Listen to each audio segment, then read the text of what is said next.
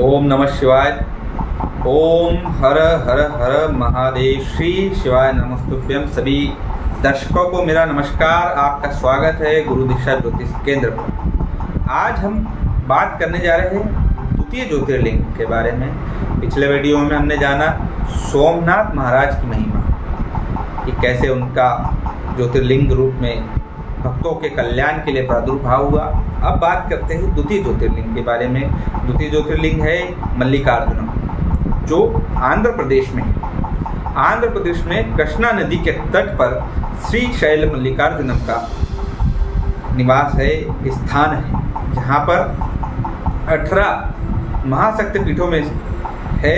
18 महाशक्तिपीठ है जहाँ पर श्री शैल मल्लिकार्जुनम के नाम से प्रसिद्ध होते हैं, क्योंकि यहाँ पर जब माता सती ने अपना देह अग्नि को प्रदान किया और उसके पश्चात भगवान भोलेनाथ क्रोध में आकर उस शव को लेकर धरती पर तांडव करने लगे, तो भगवान विष्णु ने अपने चक्र के माध्यम से उनके टुकड़े टुकड़े कर दिए। ऐसे 52 टुकड़े धरती पर अलग अलग स्थानों में गिरे, जहाँ जिन स्थानों को शक्तिपीठ कहा जाता है। ऐसे ही एक टुकड़ा जो माता के ऊपरी होठ का बताया जाता है शिव महापुराण में, वह आंध्र प्रदेश के कृष्णा नदी के तट पर श्री शैल मल्लिकार्जुनम ज्योतिर्लिंग के पास ही गिरा। तो वहाँ दोनों शक्तिपीठ और ज्योतिर्लिंग होने के कारण इस स्थान का महत्व बहुत ही बढ़ जाता है और यहाँ पर भक्तों को अलग ही अनुभूति होती है। इस ज्योतिर्लिंग की जानकारी के लिए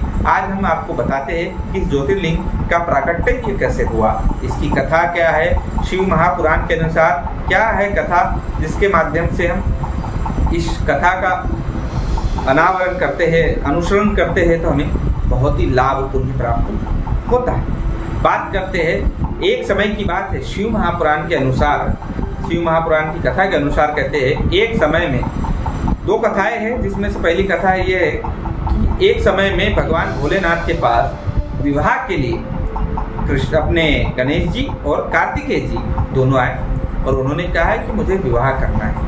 कार्तिकेय जी कहने लगे माता मैं पहले विवाह करूँगा। गणेश जी कहने लगे पिताजी पहले मैं विवाह करूँ। दोनों के बीच में ये वाद विवाद बढ़ता देख माता भगवती ने, माता पार्वती ने कहा पुत्र लड़ते क्यों, इसका भी समाधान आपके पिताजी कर देते। तो पिताजी ने कहा प्रिय आप ही ने कोई ऐसी परीक्षा प्रदान करे जिसके माध्यम से ये अपने आप को श्रेष्ठ प्रदान करे, और कौन विवाह करे। गणेश जी और कार्तिकेय जी दोनों इस पर सहमत हो गए और माता ने कहा कि जो पृथ्वी की सबसे पहले परिक्रमा कर लेगा उसे ही विवाह करने की अनुमति प्राप्त। तो कार्तिकेय जी तो खुश हुए, अपने मयूर वाहन के साथ निकल पड़े और परिक्रमा करने लगे। गणेश जी ने बुद्धि का प्रयोग किया और सोचा कि मैं चूहे से कब तक परिक्रमा करूँ। उन्होंने कहा मेरे माता पिता ही तो मेरी सृष्टि है, तो उन्हीं की परिक्रमा करनी। उन्होंने उन्हीं की परिक्रमा करनी। कार्तिकेय जी आए, उन्होंने बोला मैं तो कर रहा है, ये कहाँ, मुझे कहीं मिला ही नहीं। तो फिर उसके पश्चात उन्होंने कहा, गणेश जी ने कहा कि माता पिता ही मेरी सृष्टि है, मैंने उनकी परिक्रमा कर ली। इस बात से माता भगवती और भगवान भोलेनाथ प्रसन्न हुए और उसे उसी दिन भगवान गणेश को यह भी वरदान दिया कि तुम बहुत बुद्धिमान हो, तो देवताओं में प्रथम पूजित होंगी और तुम्हारा विवाह भी सबसे पहले तुम्हारा विवाह होगा, और किसी के भी विवाह में तुम्हारा नाम लेना जरूर है। श्री गणेशाय नमः सर्वप्रथम किसी भी काम में बोलना आवश्यक। तो इसके पश्चात क्या हुआ कि कार्तिकेय जी बड़े बड़े नाराज हुए, द्रवित हुए। कार्तिकेय जी ने अपना भाला और मयूर के साथ दक्षिण में निवास किया। तो आज भी जो कार्तिकेय जी की पूजन होती है दक्षिण भारत में सबसे ज़्यादा कार्तिकेय जी को माना जाता है, जिन्हें मुर्गन के नाम से भी प्रख्यात करा। तो उन्होंने बड़े दुखी होने, तो माता पार्वती दुखी हुई कि मेरा एक पुत्र तो इस मामले से दुखी हो गया और जाकर कहाँ गए हैं पता नहीं। तो नारद ऋषि को बोला, अगर दोनों ने बुलाया, भोलेनाथ ने और पार्वती माता ने, तो उन्होंने कहा कि तुम पूरे सृष्टि का भ्रमण करते हो नारद, पता करो मेरा पुत्र कहाँ है। तो उन्होंने बोला कि यह कृष्णा नदी के तट पर एक वन है, उसमें कार्तिकेय जी निवास कर रहे हैं, वहाँ जाकर भी। तो उन्होंने कहा नारद जी को आप उन्हें समझाइए और उन्हें हिमालय लेके आए। तो वह गए, उन्हें समझा नहीं पाए। इससे माता पार्वती दुखी हुई और ज्योति रूप में वहाँ पर पहुँच गई कृष्णा नदी के तट पर। तत्पश्चात भोलेनाथ भी आए और दोनों एक ज्योति स्वरूप में, ज्योतिर्लिंग के रूप में वहाँ प्रकट हुए। और जिसे देखकर कार्तिकेय जी बड़े प्रसन्न हुए और उनकी पूजन किया। तत्पश्चात भोलेनाथ ने मल्लिकार्जुनम, मल्लिका का अर्थ है माँ भगवती और अर्जुन का शिव रूप, दोनों एक साथ प्रकट हुए और भगवान कार्तिकेय जी को बहुत लाड दुलार किया और प्रेम किया। और उन्हें कहा कि तुम दक्षिण भारत में जितने भी असुरों का शमन आप ही करोगे और दक्षिण भारत में आप पूजे जाओगे।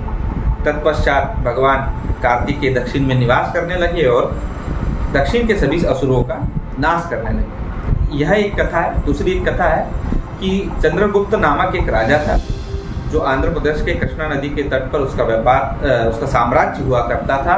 उसकी एक कन्या थी, वो बहुत सुंदर थी और शिव भक्त थी। एक दिन सांसारिक मोह माया को त्याग कर वह वन की ओर निकल पड़ी। वहाँ एक काली गाय जो बहुत ही चमत्कारी थी वह उसे प्रकट मिली। उसे देखा, वह मोहित हो गई, वह गाय की सेवा करने लगी। वह गाय की बहुत सेवा करती थी, परंतु क्या होता था कि शाम के टाइम पे उस गाय का दूध कोई और ही धो लेता था। तो कन्या बड़ी आश्चर्य में पड़ी। उसने सोचा कि दूध कौन धो लेता दिन भर मेहनत में कर। तो उसने गाय का ध्यान रखा, उस पर निगरानी रखी और पीछा किया। जहाँ देखा ऐसा लगा, उन्हें ऐसा लगा कि एक गुफा थी, एक स्थान था जहाँ पे अंधेरा होने के कारण उन्हें ऐसा लगा कि कोई चोर गाय को दूह रहा है। तब जाकर उन्होंने देखा और वहाँ जाकर पहुँची तो देखती है कि ज्योतिर्लिंग पे काली गाय स्वयं दूध अभिषेक कर रही है। तो उससे देखकर वह आश्चर्य हुई। उसने भी वहीं शिव जी की आराधना करी, भगवती की आराधना करी और इस आराधना से प्रकट होकर श्री शैल मल्लिकार्जुन प्रकट हुए और उसके सभी मनोकामना को पूर्ण किया। तो कन्या बोली, जिस प्रकार से आपने मेरे सभी कष्टों को और मुझे मुक्ति की प्रदानता की है, सभी कष्टों से मुक्त किया, इसी प्रकार से आप ज्योतिर्लिंग रूप में निवास कर इसी स्थान पर सभी भक्तों का कल्याण करो। इस प्रकार से उस दिन से वहाँ ज्योतिर्लिंग रूप में मल्लिकार्जुन ज्योतिर्लिंग का प्रकट हुए और भक्तों का उद्धार करने लगे। यह कथा है श्री शैलिका मल्लिकार्जुन। और इस प्रकार से अगर आप भी कृष्णा नदी के तट पर जाकर भगवान मल्लिकार्जुन का अभिषेक करते हैं, पूजन करते हैं, तो सभी लोगों से, सभी संतापों से आप मुक्त हो जाएंगे और आपके सभी कष्ट मुक्त हो जाएंगे। इसे भारत में शिव भक्तों के लिए दक्षिण का कैलाश भी कहा गया है। तो इस दक्षिण के कैलाश में अगर आप शिव की आराधना करते तो निश्चित ही कैलाश पे विराजमान भोलेनाथ आपके सभी कष्टों से मुक्ति करेंगे और आपको जन्म जन्मांतरों के पाप से मुक्त कर देंगे। हर हर महादेव।